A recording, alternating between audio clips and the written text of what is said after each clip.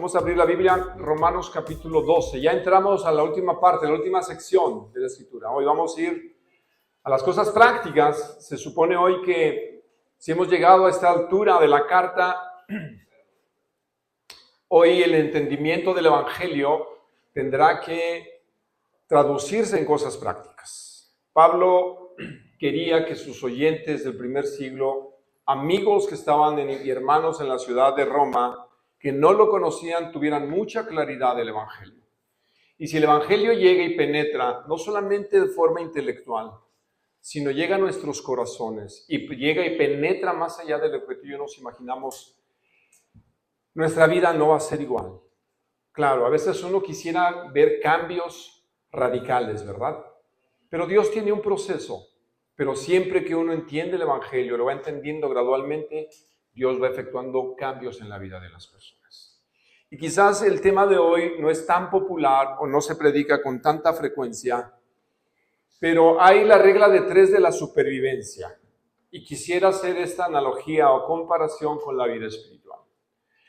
Hay una regla de 3, no es en matemáticas, no te apures si fuiste a la aritmética y te pusieron una regla de 3 y nunca sacabas bien. Bueno, esto es una regla de 3 de la supervivencia. Se dice a aquellos que han estado en situaciones extremas, para poder sobrevivir, esta regla de 3 es que tú seas consciente de la misma. Solo puedes vivir 3 minutos sin respirar. ¿No lo sabías? Solo puedes vivir 3 minutos. Dice, ay no, pero hay gente que hace inmersiones, ¿verdad? Y que dura 10 o mucho más minutos, pero estamos hablando de simples mortales. La mayoría de la gente no puede vivir 3 minutos sin respirar. Se llama regla de 3 porque nadie puede sobrevivir 3 días sin tomar agua. Y el próximo 3, nadie puede sobrevivir sin comer 3 semanas. Bueno, dice el Señor Jesús se aventó 40 días, ¿verdad? Sí, pero tú no eres el Señor Jesús. Simples mortales. ¿Cuál es la regla de 3 de la supervivencia si te pierdes en el desierto de Arizona, que ya no te ir de coyote, alrededor con los coyotes? 3 minutos sin, 3 días sin y 3 semanas sin comer. Es la regla de 3, dicen los expertos de la supervivencia. Pero hay una analogía espiritual que no está en la Biblia, sino que esto es algo de una aportación, espero no decir ninguna herejía, porque creo que no lo es. ¿Podremos vivir los cristianos saludablemente sin orar? Saludablemente. Vives, ¿verdad? Pero es una disciplina importante para el cristiano según Jesús. ¿Puedes vivir sin leer la Biblia? Sí, saludablemente, espiritualmente hablando, no. Y una de las menos practicadas, ¿puedes vivir sin consagrarte? Acá, ¿qué es eso? ¿Eso viene en la Biblia? Romanos 12, 1 y 2, por favor. Una vez que Pablo ha explicado el Evangelio, ha dedicado 11 capítulos para demostrarnos verdades fundamentales. El hombre es pecador. No es cuestión de etnia, raza, origen, economía. Todos estamos en la misma condición. No es cuestión de ser judío o no ser judío. Dice, todos estamos iguales. Todos. Y la paga del pecado, dice, trae una consecuencia. Es la muerte. La muerte espiritual, la separación de Dios. Y tiene, por desgracia, dimensiones no solamente en este plano terrenal, sino eternas.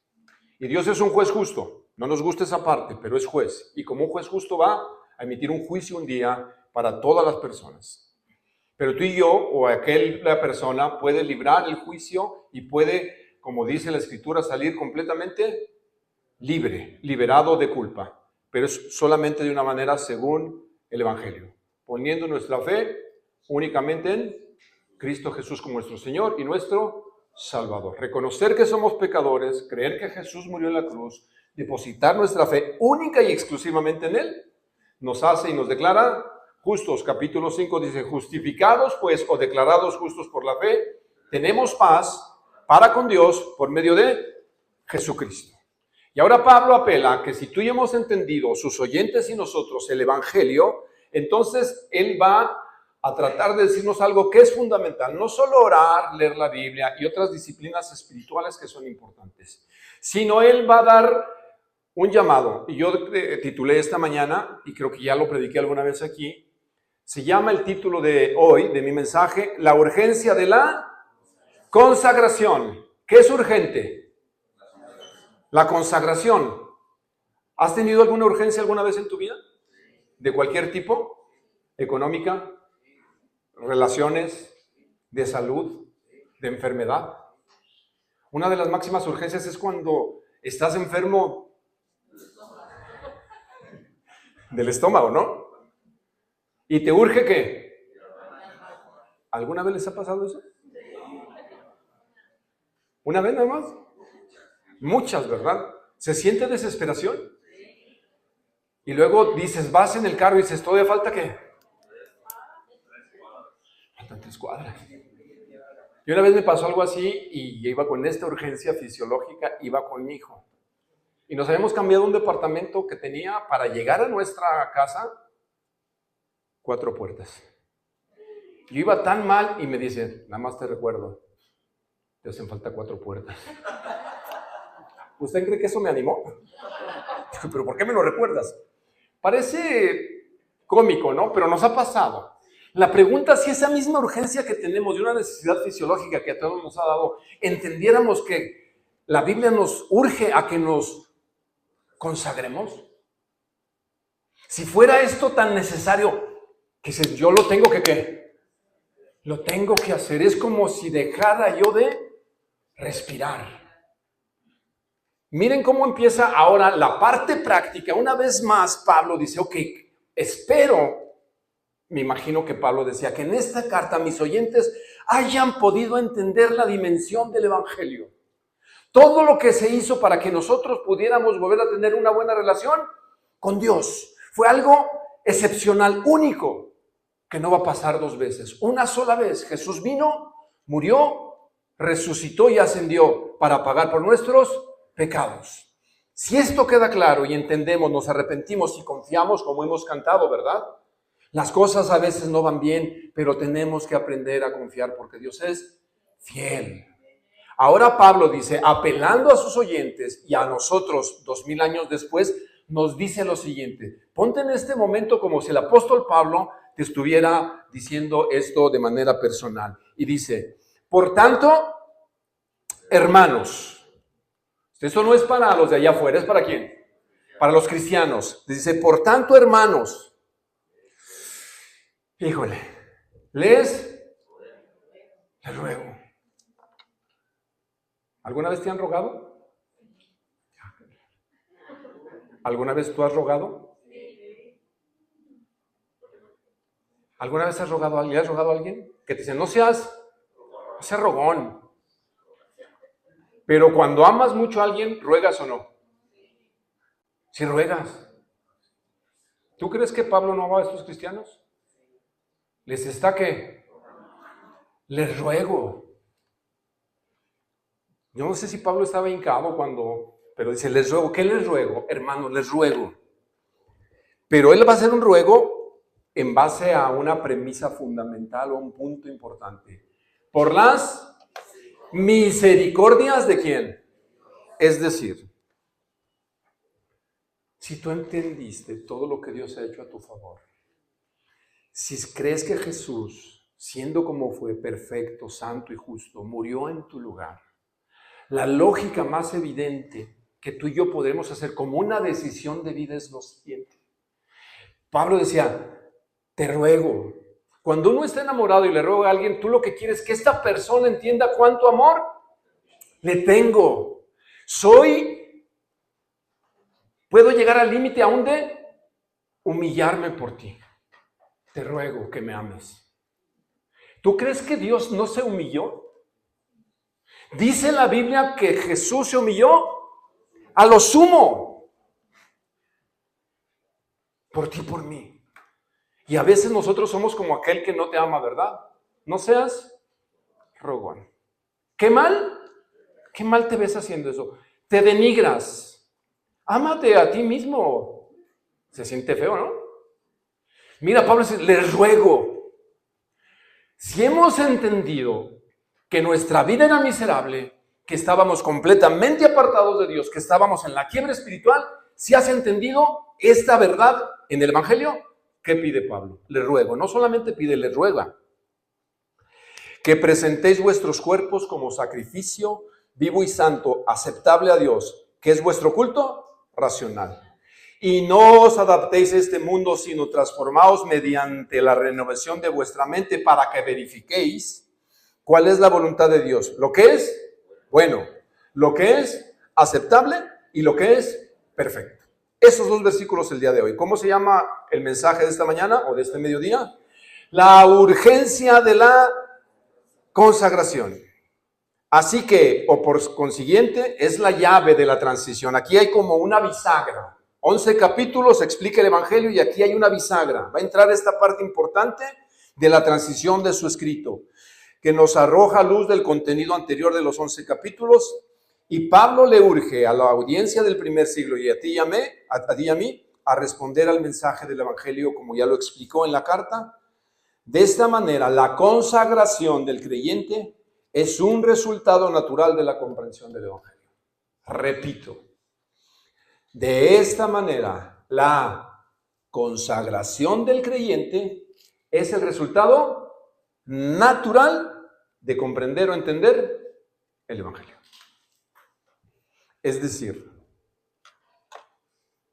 ¿todo cristiano debe consagrarse? ¿Según la Escritura? Sí, todos. Si es que hemos entendido el Evangelio. No quiero juzgar a nadie. Yo creo que tú tienes que hacer un análisis propio. Número 3 palabras esta mañana. Número 1, la exhortación. Ahí si tú estás siguiendo mi bosquejo, la exhortación es un ruego, ¿verdad? Describe la urgencia o alentar a alguien a hacer algo. Urge. Y describe que se necesita hacer algo, basado en la comprensión, como dice el texto, de las misericordias de Dios. Es una referencia a la inmerecida bondad de Dios hacia nosotros los pecadores, que es uno de los temas principales de su carta para el apóstol Pablo. Dios, como lo hemos dicho, mostró una profunda compasión por nosotros al ver lo que el pecado causa en la vida de las personas. No solamente sufrimiento, sino al final la muerte eterna. Pero aquí Pablo dice, ofrécete voluntariamente, ¿quién? A Dios. Por eso dice, os ruego, hermanos, y aquí está, por las misericordias, que presentéis o presenten sus cuerpos. Es decir, presentar es estar dispuesto, estar accesible. Preséntate tú. Yo no te puedo presentar. Nosotros cuando tenemos hijos en las iglesias evangélicas, hacemos lo siguiente, presentamos a nuestros hijos. Sí, ¿verdad que sí? Los traemos y bueno, queremos presentarles al nuevo miembro de la familia y los bendecimos. ¿Esto lo hace cristiano a nuestros hijos? No, los presentamos, ¿verdad?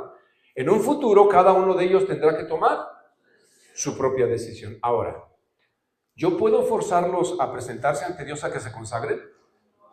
¿A que no? No se puede. En otros actos religiosos casi siempre se lleva a los niños de manera voluntaria. No. Se los lleva a fuerza. ¿Te llevan a bautizar?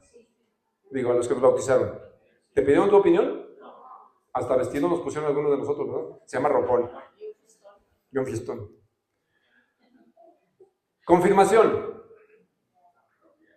¿A quién lo confirmaron? Yo no sé por qué le daban cachetada al niño. Sí. ¿Verdad? Luego me las gané. Pero tampoco me pidieron. A la primera comunión los que le hicimos. ¿Fuiste voluntariamente o te mandaban? ¿Qué? A la doctrina. A la doctrina. A la doctrina. ¿Sí o no? Y cuando fuiste grande, ¿qué hiciste? Al menos yo. ¿Qué me voy a presentar? Ya no me presentaba voluntariamente. Mientras pudieron, me forzaron. Pero cuando yo tomé una decisión, dije, hasta aquí. Por eso Pablo entiende que la consagración es una decisión personal. Por eso les ruega, o es un mandato. No les está mandando, les está rogando que tú te presentes. Pero hay una triple implicación en esta presentación. Ve conmigo el texto, dice: por lo tanto, hermanos, esto es para cristianos. Esta actitud de Pablo dice: si hemos entendido la bondad y la misericordia de Dios, presenta tu cuerpo como sacrificio vivo, santo, aceptable a Dios, que es tu culto racional o el culto racional en ustedes. Ok, antes de ir a la implicación, ¿qué es lo que se ofrece? ¿Qué vas a ir a ofrecer? Tú mismo, ¿verdad?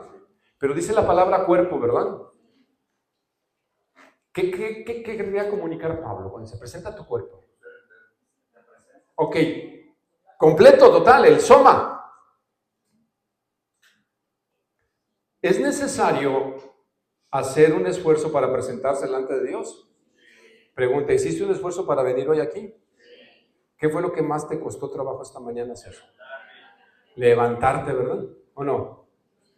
Lo primero es si es domingo y domingo de Super Bowl. Y luego viene la disyuntiva: ¿voy o no voy? Y yo siempre he dicho que a veces se le quita el pétalo a la margarita espiritual, ¿verdad? ¿Iré o no iré? Y empezamos, ¿verdad? ¿Vamos o no vamos? Y por lo regular siempre gana: no vamos. Pablo dijo: yo no puedo forzarte, tú tienes que presentarte. Ahora, Pablo va a hacer una imagen como del templo judío.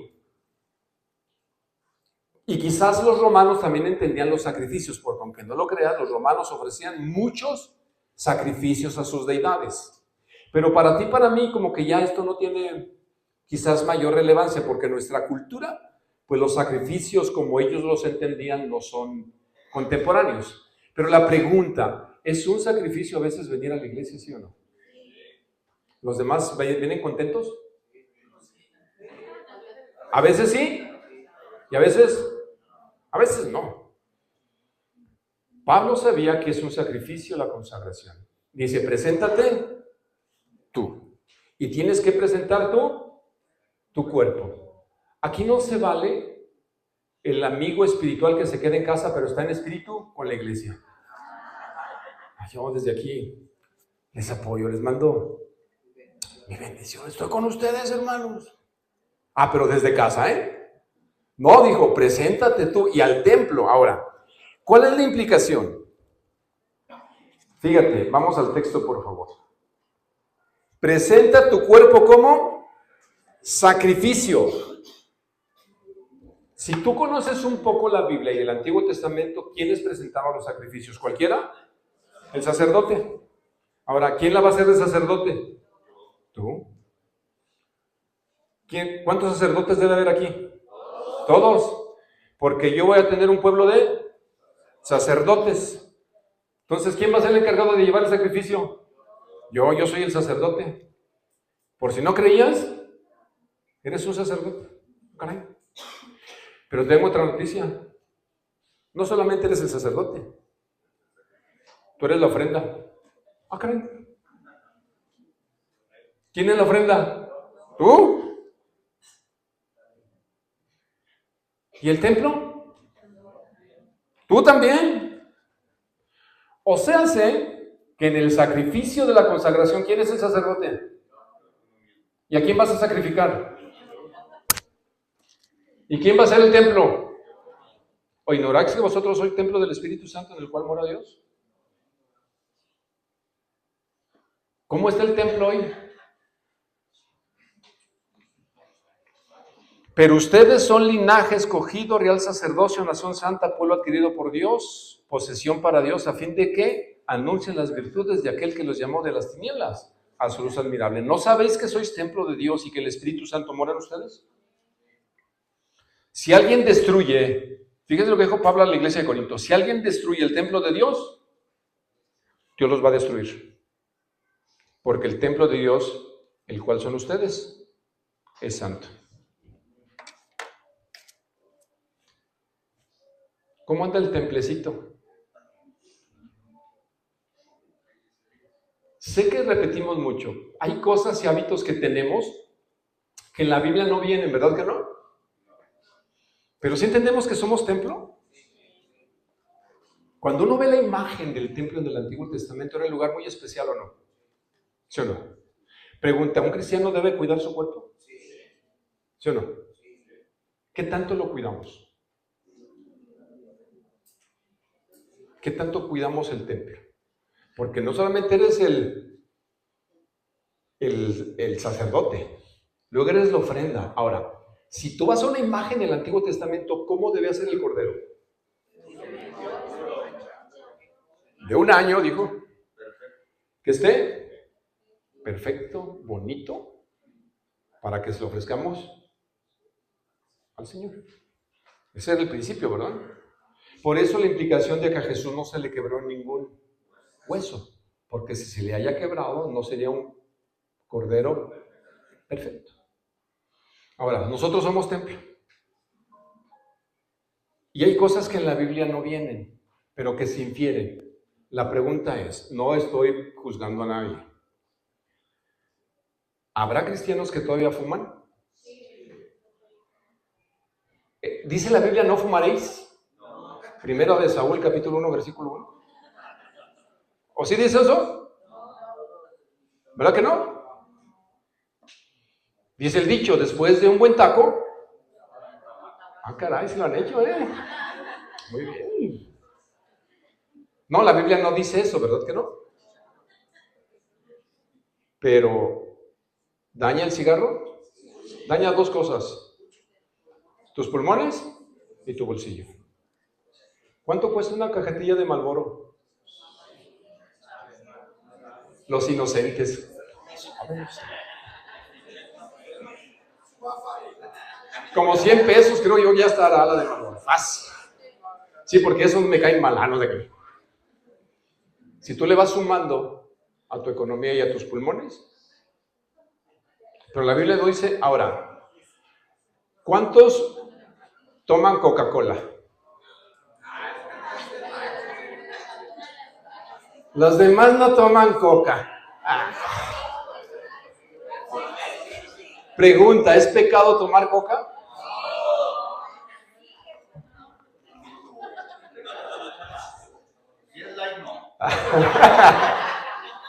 Hay cosas que, pero tendríamos que tomar un control sobre lo que tomamos, como refrescos, comida, alcohol. Dijo Pablo en un principio a los Corintios, todo me es permitido, pero no todo conviene. Yo tenía una amiga doctora que me dijo, mira Saúl, mejor toma coca natural. Digo, prefiero curarte de la diabetes que de los riñones. No andes tomando coca light. Ya por eso tomo coca cero. Eso me decía ella. Pero somos el templo. Tú eres el templo. Tú eres el sacrificio y tú eres el sacerdote. El problema, Pablo dice que eres un sacrificio vivo. Y los sacrificios vivos se pueden bajar del altar. O no presentarse. Pónganme ausencia el día de hoy. No voy. No me presento. ¿Lo hacemos o no? Ahora Pablo nos está rogando. ¿Por qué? ¿Por qué lo rogaría Pablo? ¿Porque es malo o porque lo necesitamos? Te va a decir Pablo el por qué. Dice, es urgente que te consagres. Ahora, ¿una vez al año? O como lo hicimos en campamento nosotros. Yo fui a un campamento juvenil había coyotes también, claro, había. Tendría 22 años. Tengo 60. Ahí tantéle la matemática. Y recuerdo que una de las noches más emblemáticas del campamento, después de una buena semana, prendían una fogata. Y luego nos llevaban a un ambiente en lo oscuro, ahí en el campo. Y nos daban una ramita. Entonces el ambiente estaba bonito. Uno sentía después de haber toda una semana en campamento, decía, no, yo soy misionero ya. Pero de perdiz, pastor, pero si es misionero voy. Y está uno tan sensible Y luego nos decía el joven, el Señor pagó por ti. ¿Tú qué le vas a dar al Señor? Yo decía, esta varita representa tu vida. Bueno, no tanto, ¿verdad? Pero decía, si tú quieres hoy, conságrate al Señor. Y deposita esta ramita o esta varita en el fuego para que el Señor consuma y ahora sí tú te entregues al Señor. ¿Y qué hicimos muchos? Y salía uno, donde tú quieras, Señor. Era emotivo, yo lo hice. Pero ¿qué creen que pasó como al medio año de la consagración? Andaba medio desconsagrado. Porque no se trataba de un evento, se trata de un estilo de vida. Todos los días. Así es que si mañana me levanto, ¿qué tengo que ir? Ahí te voy, Señor. Te vuelvo a entregar lo que pienso, lo que siento, lo que veo y lo que hablo. Pero es que hay una serie que está medio candente, pero ¿la veré o no la veré? Tengamos criterio, solamente yo les digo, tengan criterio. Entonces, ¿cuántos días me voy a presentar a consagrarme? Diario. ¿Por qué? La razón, rápidamente. La manera es vivo, ¿verdad? Perdón, antes de ir a la otra parte. Sacrificio vivo. Luego, ¿qué más dice? Santo, ¿verdad? Entonces indica que uno se aparta ¿para quién? Para Dios, ¿verdad? Es decir, yo me presento y hoy declaro que yo estoy apartado ¿para quién? Para Dios, porque eso es agradable, ¿verdad? Porque ¿a quién le da placer y satisfacción el que nosotros vayamos, nos presentemos y le digamos, Señor, yo quiero vivir hoy para ti? ¿Quién se pone contento? Dios dice que es agradable. Dice Juan en su tercera carta, no tengo mayor gozo que oír que mis hijos andan en la verdad. ¿Eso produce alegría? Sí, ¿verdad? Entonces, debe de ser vivo, apartarse voluntariamente, es decir, conscientemente, y es aceptable. A Dios le agrada. Miren, vamos al texto de nuevo, por favor, porque hay palabras que creo que son claves. Santo, y luego dice, es un sacrificio que es vivo y es santo, aceptable a Dios. ¿Qué es? Y aquí hay una clave. Culto racional. Es decir, ¿es algo que se tiene que hacer mecánico o es algo que deberías de considerar seriamente? Yo creo que Dios te manda, mira, piénsalo con seriedad en las implicaciones. ¿Por qué? Porque dice es un culto. Aquí nosotros por lo regular en la jerga evangélica decimos, ¿a dónde vas el domingo? Al culto. ¿A cuál culto? ¿No has dicho eso? ¿A dónde vas? No, es que fue al culto. Bueno, ¿qué es culto? Es un cumplimiento de deber de carácter espiritual o religioso. Vayan al texto. A ver si logro captar en ustedes la idea. Que capten, perdón, la idea. Más bien dar yo el mensaje. Dice, como sacrificio vivo y santo, acepta. ¿Qué es vuestro? ¿El culto es un deber, sí o no? Sí es un deber. Pero no como nos mandaban antes. Al menos algunos de nosotros. ¿Sí o no nos mandaban? ¿Te forzaban a ir, sí o no? ¿Ibas porque querías o porque lo entendías? ¿O porque ni sabías?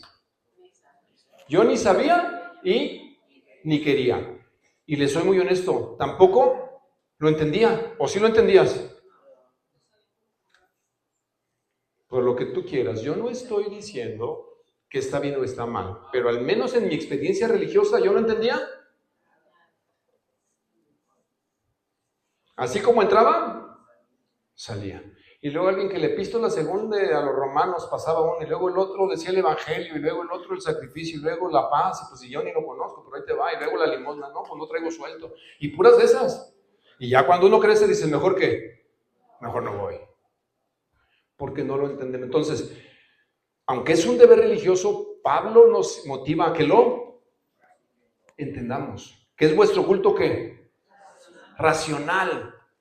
Usa la razón, no solo tus emociones. La palabra me gusta porque es lógico o lógica espiritual. Puede sugerir que nuestra adoración, el venir, lo que hacemos cada 8 días o cuando venimos, involucra no solamente mi emoción, sino mi mente, mi intelecto. Entonces, indica que la adoración o cuando venimos los cultos dominicales o a la reunión refleja un correcto entendimiento del mensaje del Evangelio y nuestra respuesta pensada a lo que hemos entendido del Evangelio. Es por eso que cuando pasamos a nuestros niños aquí, ¿por qué los pasamos y los bendecimos? ¿Qué es lo que más deseamos? Que ellos entiendan que el hecho de que pasen no los hace cristianos. Noah está ahí, lo veo. ¿No es cristiano? Su papá y su mamá tienen una responsabilidad: enseñarle el Evangelio y modelarse. Él tiene que responder, ¿verdad? Es una decisión de Noah. Por eso lo hemos presentado entonces. Versículo 2, la amonestación. Después de un ruego, ahora sí pasa Pablo más directamente. Dice el versículo 2. Dice, y no se adapten a este mundo. Primero, urge que te consagres. Pero ahora Pablo ya va a dar mandamientos. No te acomodes o te adaptes. Esto es un mandamiento. Y la palabra adaptar, si tú la pudieras escuchar en su idioma original, se dice sistematizó, de donde viene nuestra palabra sistema o sistematizar. ¿Qué quiso decir Pablo? Llegar a convertirse en similar o algo en comportamiento socialmente, concebido como llegar a ser o hacerte al molde de. Dice Pablo, no entres en el sistema del mundo. No entres a su sistema. Yo sé que conocen al doctor más famoso de México. Sí conocen al doctor Simi, ¿verdad? Lo mismo, pero más barato. Él te dice, no te engañó, ¿verdad? El doctor Simi no te engañó, sí. No es original. Es lo mismo, es similar. Pero eso sí es más que más barato. Me pregunto si habrá cristianos similares. Un verdadero cristiano que trata de comportarse como el mundo es una copia barata. Repito, no lo digo yo, Pablo dice, no te acomodes al sistema. No te acomodes. El sistema te quiere empujar a que pienses y actúes como el sistema. No entres en su sistema. No te comportes como ellos. Pero la palabra mundo no es el mapamundi ni el globo terráqueo. La palabra mundo es una palabra interesante, es aión. Esa es la palabra. ¿Y qué es un aión? Un determinado tiempo o momento en la historia. Eso quiere decir. Entonces, ¿hay un sistema ahorita para la gente que vivimos en el siglo XXI? ¿Sí o no? Hay un sistema. Y el sistema te empuja para que pienses como piensan allá afuera. Y Pablo te dijo, en cada época de la historia de la iglesia han sufrido el mismo reto. Nos toca en este tiempo entender el sistema. Mi pregunta es si los cristianos entendemos el sistema del mundo. ¿Cómo está funcionando hoy? ¿Cuáles son los objetivos? ¿Quién determina lo que tenemos que pensar? TikTok. ¿Quién determina lo que se debe hacer en cuestiones de economía? El sistema. ¿Cómo debemos pensar sobre temas de la familia? ¿Quién nos está ahora dictando cómo debe ser la familia? El sistema. ¿Cómo llevar nuestra sexualidad? El sistema. ¿Qué debes de consumir? El sistema. ¿Cómo debemos de consumir productos? El sistema. No estoy diciendo que salgas del sistema, lo que dice Pablo, no te amoldes a ellos. porque el sistema te quiere tragar. Pero para que no te trague, primero te tienes que consagrar. ¿Entienden la relación de Pablo? Digo, si no te consagras, si no te presentas, si no te apartas para Dios, el sistema te va a tragar. Y cuando pensamos en el hermano del campamento, oye, ¿te acuerdas de aquel hermano? ¿Dónde anda? En el mundial. ¿Se te ha pasado así? No, ¿se regresó a dónde? Se regresó al mundo. Es decir, lo que estamos tratando de decir, se acomodó de nuevo, ¿qué? Al sistema.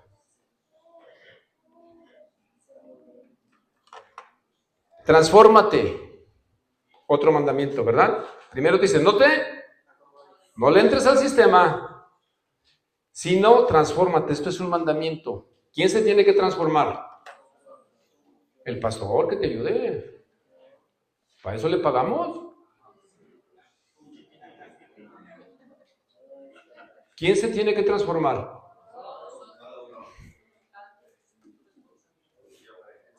Ahora, me interesa mucho el accidente gramatical porque está en voz pasiva. ¿Y eso qué es? ¿Qué me quieres presumir que sabes gramática? Pero es importante. ¿Qué es una voz pasiva en griego y en el español? Que alguien va a hacer la acción por ti. Transfórmate está en voz pasiva. Lo que quiere decir es, déjate, coopera y que Dios te guíe y te transforme. ¿A quién le gustan las inyecciones? ¿Sí? Miren, las cosas han cambiado, gracias a Dios, con las jeringas, ¿verdad? ¿Sí o no? ¿Verdad que sí, doctora? Los que crecimos con la penicilina, que era lo único que había para las anginas, y yo me enfermaba con tanta frecuencia que íbamos al seguro y lo único que nos daban era penicilina. Entonces ya salíamos y me acuerdo que le daban un tratamiento a mi mamá de un montón de vómitos de agua y polvo, ¿verdad? Pero ahí en ese tiempo no todos inyectaban. En la colonia tenía que haber la señora que inyecta. Pero no había para mí más terror que ella abriera la puerta de mi mamá y entrara con una cajita de metal. Y empezaba a temblar la jeringa, ¿verdad? Y luego sacaba y le decía, a ver, ¿de cuál es? Ah, es de la gruesa. Pero me decía la señora, no se me va a olvidar. No aprietes la nalga. Coopera. Porque si no, te voy a hacer bola. Y va a ser. ¿Y qué hace uno? ¿Cómo aflojo? Dios quiere cambiarte. Pero no dejas, o yo no he dejado a veces, que Él haga el cambio. ¿Me pongo? Vale. Se te va a doblar la aguja, tú sabrás. Resistimos a Dios cuando Él quiere librarnos del sistema. Él te dice, no te adaptes. Déjate transformar, mijo. Tú no vas a cambiar a nadie, ni a ti mismo. Si no es Dios quien nos cambia, tú no cambias a nadie, mi hermano. Peleamos, luchamos por cambiar a la gente o no. Somos impacientes, ¿hasta cuándo? Tiene como 20 años de cristiano y nomás se sabe Juan 3:16. Bueno, cuando menos se sabe algo. Pero ora para que Dios haga el cambio o no. A veces los pastores se frustran. ¿Cómo que otra vez que no vino? ¿Que no sabe que es por su bien? Ah, no te acuerdas tú, ¿verdad? Yo dejé de congregarme un tiempo, la verdad. Transfórmate, déjate que Dios ponga las vacunas, que Dios haga la intervención. Tú nada más que coopera, dices, Señor, pero es que me duele. Pero es por tu bien, hijo. ¿O no? ¿Dónde el Dan? Señor. Estaba chiquito. Te voy a ventilar, hermano, porque Estaba bien malo de un ojo, doctora, por cierto, no la conocía. Y se puso muy malo de un ojo y su mamá no le podía poner las gotas. Me dijo, te toca, porque así como lo ven siempre ha sido fuertezón, de veras, no es por nada. Me dijo, yo lo conozco, está fuerte. ¿Qué le podía poner la gota en el ojo? Lo apretaba, me manoteaba. Dije, no, él no va a poder. Me le monté literalmente. Y cuando lo agarré con mi pierna, se le abría el ojo, apenas le veía. Le iba a meter la gota y dijo, ¡mamá! Mi papá me quiere sacar un ojo.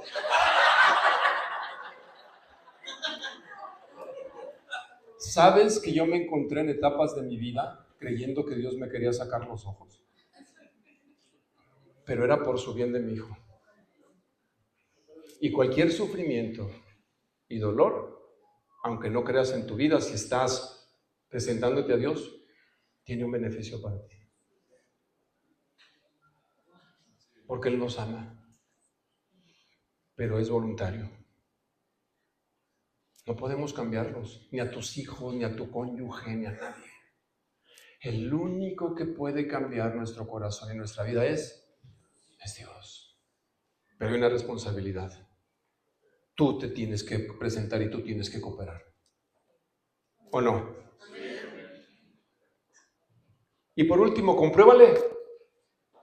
Fíjate, me encanta Pablo. Él no deja, mira. ¿Quién es el sacrificio? ¿Quién se tiene que presentar? ¿Voluntario? ¿Quién es el templo? La ofrenda. Mandato. Aguas con el sistema, porque el sistema te quiere ¿qué? Te va a tragar. ¿Sí o no? Coopera. Coopera. Tú coopera. Es que si no va él, no voy yo. Pues que se quede él y vente tú. ¿O no? Es que soy solidario. No, tú es personal. Te tengo una noticia. Si tu cónyuge o tus hijos no creen, no los vas a llevar tú al cielo. La comprobación. Te toca a ti juzgar entonces. Termino con este último punto. La comprobación. Te toca a ti juzgar. Para que verifiques. Fíjate qué te dice. Para que tú verifiques. Si tú reconoces que eres el sacrificio, el templo y la ofrenda, y tú te apartas para Dios, te toca comprobar si lo que Dios dice funciona o no. ¿Para qué verifiquéis? ¿Qué es verificar? No me digan que llevar el carro, yo sé qué. ¿Pero para qué llevas el carro a verificar? Para que lo revisen y compruebe que el carro está funcionando. Dice, verifícalo tú. Conságrate, toma la decisión. Tú haz el sacrificio, haz el templo y compruébalo tú. Tú tienes que tener esa experiencia si lo que dice la Biblia funciona o no. ¿Estamos de acuerdo? Te toca a ti comprobar si lo que dice la Escritura funciona o no. Dice, para que comprobéis, para que verifiques que librados del control del mundo que nos rodea, podemos llegar a conocer lo que Dios tiene en mente para nosotros. Vivimos en este mundo, pero el sistema no me controla. Vivimos en este mundo, pero el sistema no me controla. Descubrimos que su voluntad es buena, agradable y perfecta. ¿A quién le toca comprobar que la voluntad de Dios es buena, agradable y perfecta? A ustedes, a mí. ¿Es buena por qué? Porque no solamente trae consigo un crecimiento espiritual y moral, sino que reconocemos que todo lo que Dios hace es bueno. Todo lo que Dios hace es bueno. Es agradable. ¿Por qué? Es una expresión de su naturaleza, porque cuando sabemos que Dios es bueno y que todo lo que pasa en mi vida es con un buen propósito, entonces se vuelve agradable. Dice el Salmo 48, el hacer tu voluntad, Dios mío, me ha agradado, y tu ley está en medio de mi corazón. He comprobado que si tú me dices que si yo amo a mi esposa va a responder bien, ¿o no? Eso dice la Biblia, pero ámala como dice la Biblia, no a tu idea, ¿verdad? Y entonces dice que si yo la amo, ella me va a respetar y admirar. Y entonces yo la amo, ella me admira, me respeta. ¿Cómo empieza a caminar la cosa? Bien. Ah, caray, ¿sí empieza qué? A funcionar. Si la Biblia me dice que mis hijos ocupan en un momento de su vida disciplina, ¿funciona o no? ¿Qué aprendimos ayer los varones? La disciplina, pero ¿cómo debe de ser la disciplina? Tierna y amorosa. Tierna y firme. A eso sí venimos, estuvo muy padre ayer. Porque la mayoría de nosotros disciplinan a los hijos. ¿Y cómo los disciplinamos? Qué tierno ni qué... Nos falta la ternura, que vimos que es importante. Entonces, el equilibrio, como veíamos ayer. Entonces, miren, es agradable, es buena y es perfecta, porque nadie puede mejorar lo que Dios desea para nosotros. ¿Y cuál es la voluntad de Dios? Ponte de pie, ya nos vamos. ¿Cuál es entonces la voluntad de Dios? Exactamente. Mire, la consagración es un acto voluntario. ¿Cuándo? Todos los días. ¿Quién se debe de presentar? Tú. Porque tú eres el sacerdote, el sacrificio y el templo. Y debo reconocer que me debo de apartar ¿para quién? Para Dios, porque es santo. ¿Y qué le debo decir al sistema? No, el sistema me quiere tragar. Por eso me aparto todos los días, ¿verdad? Y entonces, dice la Escritura, que yo puedo conocer la voluntad de Dios. Y la voluntad de Dios es buena, es agradable y es perfecta. ¿Para quién es el beneficio? ¿Para Dios o para mí? Para mí. ¿Y cuál es la voluntad de Dios? Dice Juan 6:39 al 40, en palabras de Jesucristo. Y esta es la voluntad del que me envió, que yo no pierda nada de todo lo que me ha dado, sino que lo resucite al día final. Esta es la voluntad de mi Padre, que todo aquel que mira al Hijo y cree en Él, tenga vida eterna, y que yo lo resucite en el día final. Dios quiere una gran familia a su lado. Dios quiere salvar a las personas. Quiere que no se pierdan. Quieren que conozcan de Él. Dice, es la voluntad de mi Padre. Y que yo lo resucite. Eso es lo que Él desea. Pero no solamente es, una vez más, dice, y la voluntad, en 1 Tesalonicenses 4, al 3, al 7, dice, porque esta es la voluntad de Dios, vuestra santificación. O sea, Dios me quiere salvar, pero no solamente es un fin en sí mismo. Dios quiere que tú y yo seamos santos. Porque esta es, fíjense, la voluntad de Dios, vuestra santificación. Y fíjese lo que dice el apóstol Pablo, que se aparten de la inmoralidad sexual. Es lo primero que dice. Piensa en el sistema. Piensa en el sistema que nos está metiendo con respecto a un tema tan íntimo y tan privado como era el sexo. ¿Qué nos están diciendo? ¿Ya lo checaron? Muchas de las leyes están en torno a la sexualidad. ¿Sabes que el estado de Jalisco acaba de frenar la propuesta de que los niños pudieran cambiar su identidad de género sin consentimiento de los padres? Lo acaba de frenar el gobierno, pero sigue sobre la mesa. ¿Por qué la sexualidad con nuestros niños? ¿Eso es inmoral? Claro que es inmoral. Si nosotros no etiquetamos como la Biblia etiqueta, no yo, entonces estamos en graves problemas. Vuestra santificación, y Pablo lo dice claramente, de inmoralidad sexual, que cada uno de ustedes sepa controlar su propio cuerpo en santificación y honor, no con bajas pasiones como los gentiles que no conocen a Dios. Y que en este asunto nadie atropelle ni engañe a su hermano, porque el Señor es el que toma la venganza en todas estas cosas, como lo hemos dicho y advertido, porque Dios no nos ha llamado a la impureza, sino la santificación. Asimismo nos escogió Él desde antes de la fundación del mundo para que fuésemos hechos santos y sin mancha delante de Él. Aquí hay de dos cosas: o le entramos al sistema y nos volvemos cristianos similares, o nos comprometemos y nos consagramos todos los días.